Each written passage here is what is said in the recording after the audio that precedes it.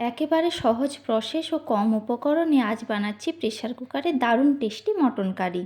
প্রথমেই মাংসগুলি ভালো করে ধুয়ে 1 চামচ আদা রসুনের পেস্ট, ধনে গুঁড়ো, হলুদ গুঁড়ো, লঙ্কা গুঁড়ো, কাশ্মীরি লঙ্কার গুঁড়ো, লবণ ও সরিষার তেল দিয়ে ভালো করে মেখে মাংসটাকে ঢাকা দিয়ে রেস্টে রেখে দেবো প্রায় 1 ঘন্টার মতো। এরপর কড়াইতে সরিষার তেলে মাংসের ঝোলের জন্য কিছু আলু ভেজে তুলে নিচ্ছি। এখন ওই তেলে গোটা জিরা, শুকনো লঙ্কা, তেজপাতা ও গোটা গরম মশলা ফোড়ন দিয়ে দিচ্ছি পেঁয়াজ কুচি, টমেটো কুচি ও লবণ। এখন এগুলি অল্প ভাজা হলে এক এক করে দিয়ে দেব রসুন বাটা, আদা বাটা। মশলা সব ভালো করে কষানো হলে দিয়ে দেব ম্যারিনেট করা মটন।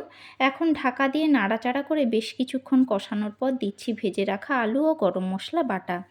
আরও কিছুক্ষণ কষিয়ে একটি প্রেসার কুকারে মাংসগুলি ভরে দিচ্ছি প্রয়োজন মতো গরম জল ও স্বাদমতো লবণ। এরপর কুকারের ঢাকনা বন্ধ করে লো ফ্লেমে 2টি সিটি দিলেই তৈরি আজকের টেস্টি মটন কারি।